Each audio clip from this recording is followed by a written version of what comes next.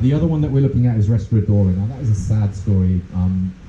The work that I did on Anegada was in fact a follow-on from a guy called Herman Schomburg, who in the 1840s came down to Anegada on behalf of the Royal Geographical Society.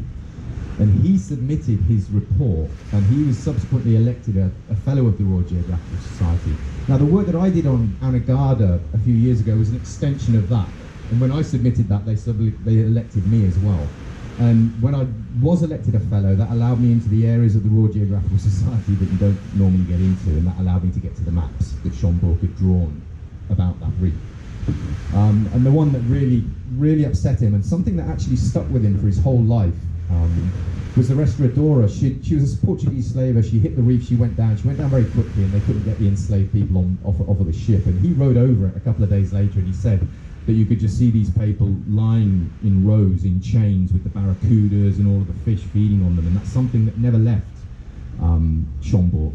Now, as far as the local population is concerned, obviously this concept of the ancestors, which is a absolutely relevant concept, and these people that were bought over, that ship obviously for the local culture is far more important.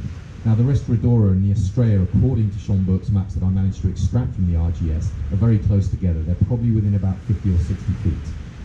In fact, in that one area, there's a hot spot of about 30, 35 wrecks, literally almost on top of each other. So again, what we'll do with that, we'll go into the water, and I'll use chirp and a magnetometer, and we'll go over this site, and we'll start to pick out, and we'll apply that information to the GIS, and we'll just hit these sites, multiple sites, and then we'll start going down. Another issue there is it's actually quite sharky around there, so you have to be really careful getting into the water around there. You don't go into the water without repellent, basically.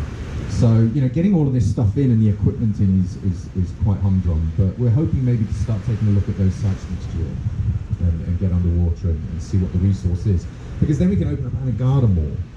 You know, again, there's so many different genres of tourism, like I just said to you. And the one thing I'm going to do as soon as I leave is I'm going down the flats on Beef Island to go fly fishing.